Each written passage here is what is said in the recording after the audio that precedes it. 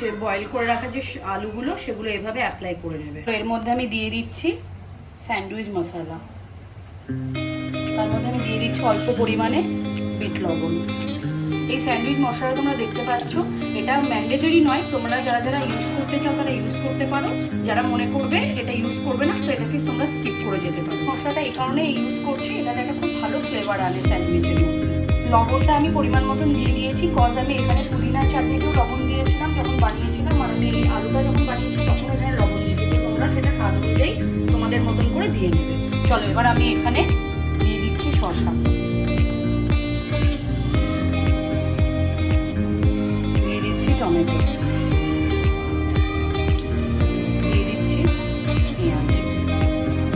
দেখো ডেকোরেশনটা পুরোপুরি তোমাদের ওপর, তোমরা যেভাবে চাইবে তোমরা এটাকে সেভাবে ডেকোরেট করতে পারো। আবার আমি ওর ওপর দিয়ে একটুখানি স্যান্ডউইচ মশলাটা ছড়িয়ে দিচ্ছি। যাদের কাছে গ্রিল অপশনটা নেই তারা তোমরা ওভেনেও ট্রাই করতে পারো। এবার আমি আরেকটা স্লাইস নিয়ে নিয়েছি যেটাতে আমি একটুখানি বাটারটাকে গ্রিস করে নিয়েছি, দেন আমি এটাকে কভার করে দেবো। এবার আমি এটাকে গ্রিল মেশিনে গ্রিল করতে দিয়ে দেবো। তো চলো বন্ধুরা, এটা আমি ওভেনে বানিয়ে দেখাই তোমাদেরকে।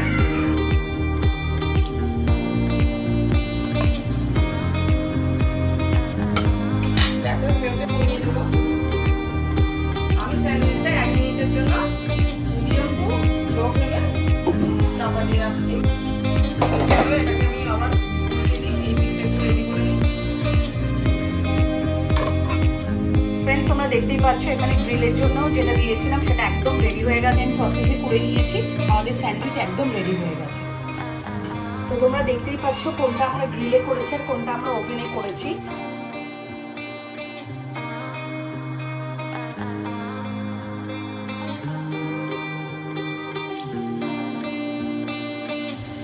দেখো তোমাদের দেখিয়ে দিই কতটা সুন্দরভাবে স্যান্ডউইচটা হয়ে গেছে রেডি। এটাও তোমাদের দেখিয়ে দিচ্ছি একবার। তো তোমরা অবশ্যই এটাকে বাড়িতে ট্রাই করবে। তোমরাও চাইলে বাড়িতে এটা নাস্তাতে সকালে ব্রেকফাস্টে একদম বানিয়ে নিতে পারো, ভীষণ ভালো লাগে খেতে। আর তোমাদের যদি ভিডিওটা ভালো লেগে থাকে বন্ধুরা, please do like, share and subscribe our channel. Thank you.